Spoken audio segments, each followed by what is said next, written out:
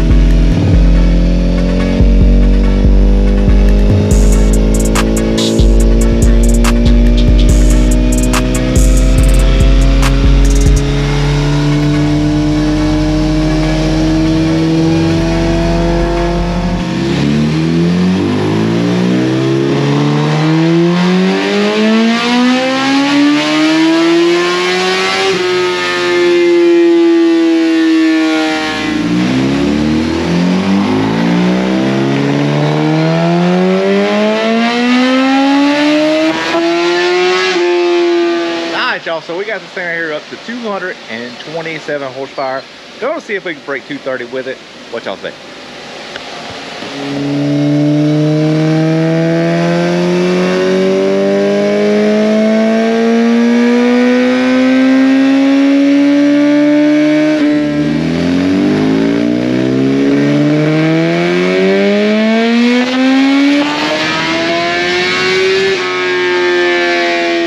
Here we go. So we have got the Gen 3 Hayabusa done here. I'm going to show y'all some of the numbers from it. Yes, I probably look like I did in one of the other videos because I kind of had to finish this video up a day or so later after the guy with the Gen 3 had left.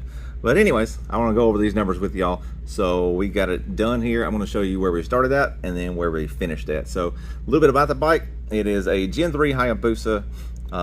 It's got headwork done on it, it's got cams, it's got pistons, it's a 1441, and it is definitely stout. So coming in here with no tuning in it at all, well, take that back, it had a flash in it. It had a flash in it for a stock motor Gen 3 with the exhaust on it, the Brock CT single, the same one that we made 197 horsepower with. It had that flash in it, and we ended up putting it in there whenever we had the stock motor. Well, he's also done some work to it, so we'll be able to see what kind of difference it made. So just throwing it in there, here's what we ended up with.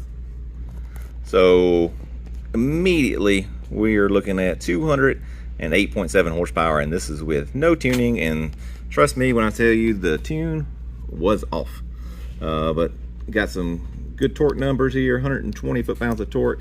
But as you can see, you got a big huge dip there between 4,000 and 5,000 RPMs. So anyways, we worked on it, cleaned it up, put a lot of work into it, and got this thing right here cleaned up. I'm going to show you a graph here, and it's still going to have part of the still going to have part of that dip that's in there because we worked on it afterwards. But as you can see, it's still there. We ended up working that there out later on. Not all of it, some of it's still there. It's just the way it is with the cams and everything. But look way on out here. This thing right here is singing. So we turned this thing right here up and ended up making 232 horsepower with this thing. Not too shabby. This thing right here was pulling way on out and was still pulling too. Probably could have turned the RPMs up a little bit further out, but it's just a street bike. And he said that there was good enough for him. So anyways, like I said, it made some big gains. 232 horsepower, not too shabby for a street bike. It's tuned on MRX02. He rides it around on pump gas or MRX02, depending on what he's wanting to do with it. Rides it around, rides wheelies on it, does all kinds of good stuff, has a fun time with it. And he has already messaged me back in the past couple of days and told me this thing right here is a monster. It's riding great, making great power, and got great street manners, even though, you know, all this right here has been changed. He said actually he said it feels like it rides better than it did when it stock. He said because it doesn't have that dip to it anymore that it used to have.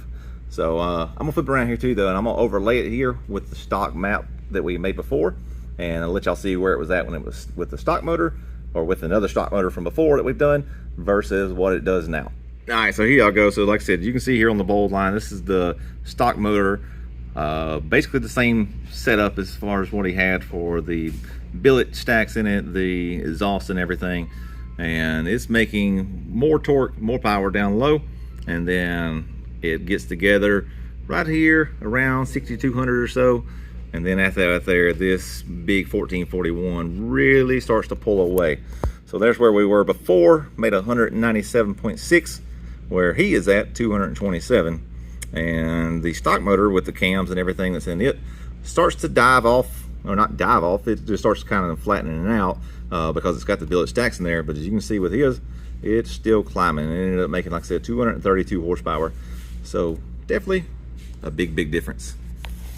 But anyways, we're going to wrap this right here up. Hope y'all enjoy that right there. It's nice to see somebody going into these motors, and there wasn't, you know, a whole lot of anything else that was done that was special. It's even still got the stock throttle bodies in it, so they're not ported throttle bodies. I've seen some other builders or whatever, they've had 1441s and 1470s on the Gen 3s, and they've ported the throttle bodies.